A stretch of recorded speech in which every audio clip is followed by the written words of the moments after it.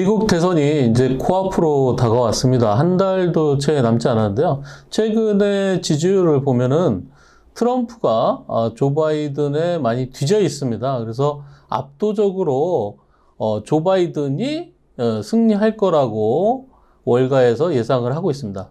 그렇다면 이제 조 바이든이 내세우고 있는 정책들, 이런 정책들에 의해서 시장이 요동칠 수 있는데 어떤 정책들을 가지고 있는지 한번 보겠습니다. 자, 조 바이든은 전기차라든지 수소차, 그리고 인공지능, 그리고 5G, 그리고 풍력, 태양광에 포커싱을 하고 있고요. 트럼프의 경우에는 전통적인 에너지 산업이라든지 건설, 그리고 뭐 철강이라든지 방위산업 쪽에 포커싱을 하고 있습니다. 그래서 향후에 조 바이든이 선택이 된다면 앞으로도 수혜를 받을 수 있는 업종들이 나와 있는데 친환경이라든지 헬스케어 업종이 이 중에 하나라고 볼 수 있겠습니다. 특히나 조 바이든 같은 경우에는 당선이 되게 되면 당선 당일날 바로 기후협약에 재가입을 하겠다 이렇게 얘기를 하고 있습니다. 자, 그러면은 이런 특징적인 어떤 섹터들을 우리가 연구해 볼 필요가 있는데요. 친환경 에너지의 특성을 알아보겠습니다. 신재생 에너지는 화석연료랑 달리 재생이 가능하기 때문에 고갈되지 않죠. 태양열이 고갈되지 않는 것처럼. 그리고 오염물질이나 이산화탄소의 배출이 굉장히 적습니다. 그리고 화석연료에 비해서 지구상에 골고루 분포되어 있죠. 우리나라는 지금 석유가 나오지 않는 나라다 보니까 태양광, 풍력 이런 거는 우리나라도 가능한 입장입니다. 발전소를 건설할 때 자연환경에 영향을 좀 받는 편이죠. 그리고 개발 초기에 투자 비용이 좀 많이 들어갑니다. 이것을 경제성이 좀 낮긴 하지만 향후의 미래의 어떤 환경적인 측면에서는 투자의 가치가 충분히 있다고 볼 수 있겠죠. 전기를 생산하는 전 세계의 방법을 좀 알아보면요. 도표에서 보시다시피 석유가 1순위고요. 그 다음에 석탄, 그리고 천연가스, 이런 화석연료 순으로 한 80%가 에너지가 생산되고 있다 이렇게 보시면 됩니다. 자, 그래서 신재생 에너지가 앞으로도 필요하겠죠. 대한민국은 전 세계에서 에너지 소비를 가장 많이 하는 나라 중에 탑6 안에 들고 있습니다. 굉장히 많이 사용하고 있죠. 엄청난 양의 전기를 사용하고 있는데 이 전기는 대부분이 가스, 석탄, 원재력, 석유 이런 것들로 이루어지고 있습니다. 석유로 전기를 생산하는 산유국이랑 다른 점은 원자력의 비중이 좀 높다는 거죠. 근데 원자력이 아무래도 좀 위험하죠.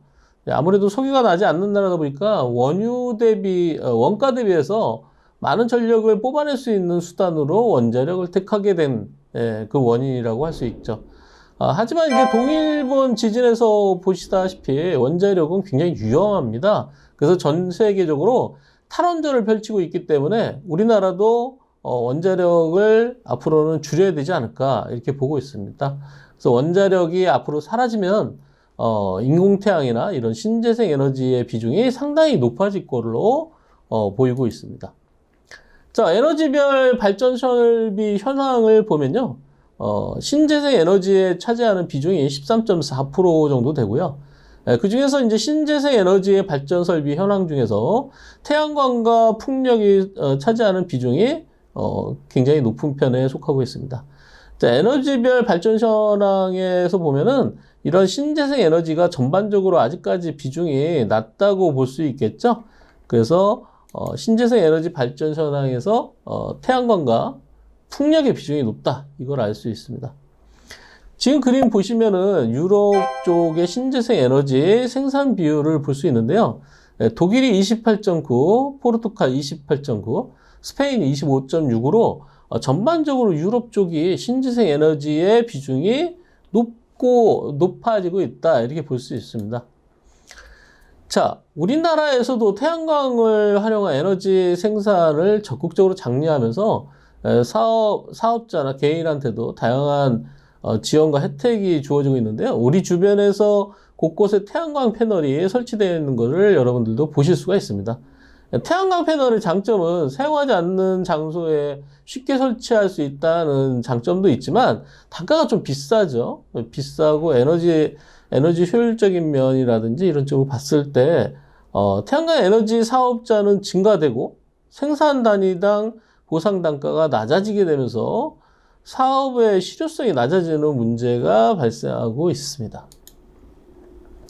자, 손익분기 전까지 9년에서 10년 정도 소요가 되는데요. 수익 구간이 굉장히 멀다 보니까 태양광 세일즈가 대출로 이루어지는 경우가 많이 있죠. 그러다 보니까 투자를 유치하면서 적은 투자 자금으로 사업을 영위할 수 있게 되었지만 아무래도 기상이변이라든지 뭐 구름에 가려서 생산량이 떨어진다든지 또는 우박이 떨어져서 태양광 패널이 파손이 온다든지 이런 설비 고장 문제 때문에 아무래도 사업에 난관을 겪고 있다 이렇게 볼 수 있어요. 자, 한 가지 이제 태양광 쪽의 환경 문제도 대두가 되고 있는데요. 태양광 패널을 갖다가 폐기하는 과정에서 중금속 오염이나 매립 과정에서 제2의 환경 오염을 유발하기 때문에 산업통상자원부에서 2023년도부터 생산자 책임제 활용 제도를 시행하면서 태양광 패널 생산 및 수입업자가 폐패널 재활용을 책임지게 되었다. 이런 내용 때문에 앞으로도 태양광은 좀 거리가 신재생 에너지 생산에 있어서 좀 거리가 멀지 않을까 이렇게 보고 있습니다. 그래서 최근에 풍력이 부각이 되고 있는데 뭐 풍력하면 대표적인 회사가 유니슨이죠. 네, 유니슨은 뭐 풍력 관련 사업으로는 이제 풍화조사, 단지 설계, 발전 시스템 개발 등 풍력에 관한 전반적인 노하우를 가지고 있는 회사입니다. 전 세계에서 풍력 터빈을 수출하고 있고 영덕과 강원 풍력 발전소의 단지에서 사업을 수행하기도 합니다. 경남 사천에 총 연간 최대 1000메가와트를 생산할 수 있는 대단히 풍력 발전 생산 설비를 구축하고 있고요. 운송과 수출에도 유리한 위치에 위치하고 있습니다. 네, 풍력 관련주로는 뭐 이외에도 동국 SNC라든지 그리고 CS 윈드, CS 베어링, 뭐 태웅, 그리고 상강 M&T, 그리고 SK D&D 뭐 이런 회사들이 풍력 관련주로서 여러분들 부각을 받고 있죠, 최근에. 자, 그런데 여기서 이제 숨겨진 보석 같은 풍력 관련주가 있습니다. 이 종목에 대해서 제가 잠깐 설명을 드리면은 풍력 클러스터 군장산업단지 내에 위치하고 있고요. 그리고 풍력 설계 기술을 보유하고 있는 회사인데 풍력 구조물을 제작해서 국내에 인증을 받고 있는 그런 회사입니다. 이 회사는 해마다 흑자를 기록하고 있어요. 유니스는 뭐 여러분도 아시다시피 재무가 그렇게 좋지는 않습니다. 근데 이 회사는 우량한 회사고요. 재무적으로. 그리고 월봉 차트를 지금 보시면요. 상장 이후로 4년 동안 흑자임에도 불구하고 4년 동안 주가의 조정을 받았고 바닥에서 움직이는 종목이라고 할 수가 있습니다. 자, 이렇게 강력하게 상승할 요 풍력 관련주를 여러분들께서 함께 하실 분들은 하단의 연락처에다가 여러분들이 답장으로 성함을 남겨주시면은 이 종목에 대한 정보를 또 드릴 거고요. 또 네이버에서 파인 시그널을 검색하시면 카페가 나옵니다. 그 카페에 가입을 하셔서 추가적인 정보를 받으시면 도움이 되실 거라 보고 있습니다. 자, 시장의 주도주를 여러분들이 함께 하셔야 시장에서 보다 더 큰 수익을 가져가실 수가 있습니다. 네, 함께 하셔서 여러분들이 성공 투자하시길 기원하겠습니다. 감사합니다.